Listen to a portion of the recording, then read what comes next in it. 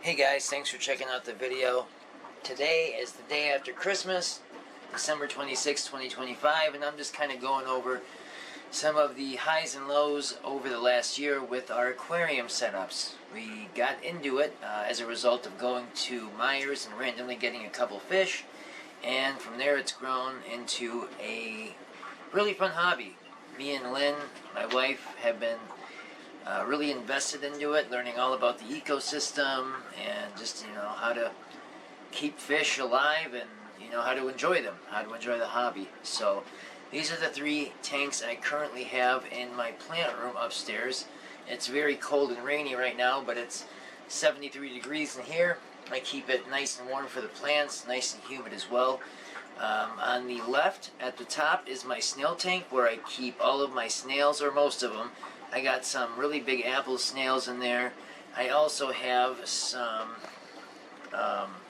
Endler's live bearers, which are difficult to see. Let's see if I can. Okay, so that is the snail tank. I have all manner of snail, and the little frog, you can see him swimming around in there as well. There is CO2 in that tank. I just have a little CO2 reactor with an on-the-back filter. Nothing too special plant-wise. I do have a little potted thing of Val there, as well as some Brazilian pennywort. I have some water hyacinth, duckweed, and some red root floater on top. And there is a pothos, and if I can quickly pan up here, that's a little lucky bamboo.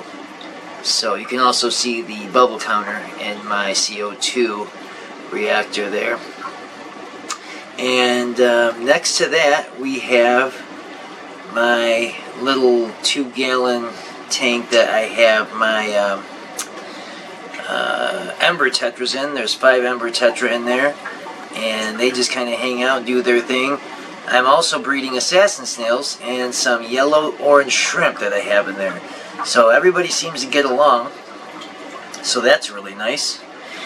Below that we have our Endler live bearer tank, where we have a panda gar swimming in the foreground right now. You can kind of see him at the top.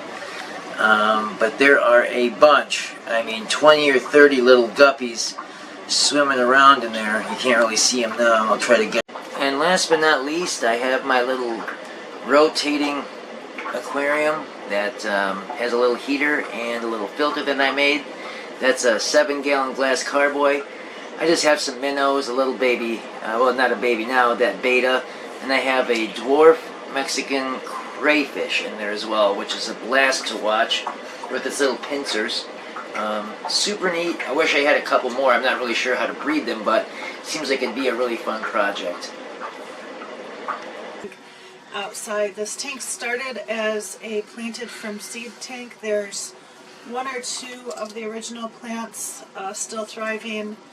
We also added a bunch of hornwort and other stem plants.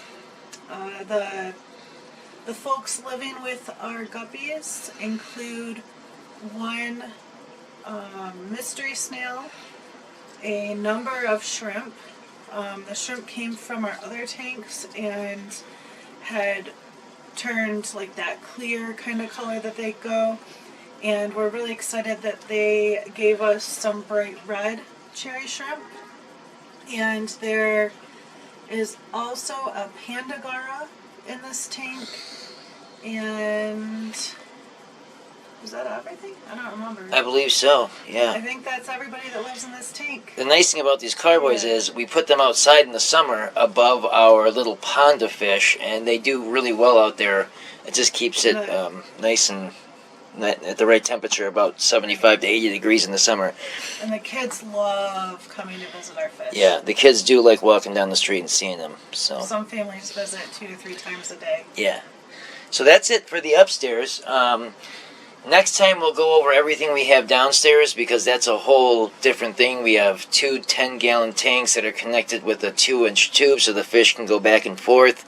So definitely stay tuned for that video.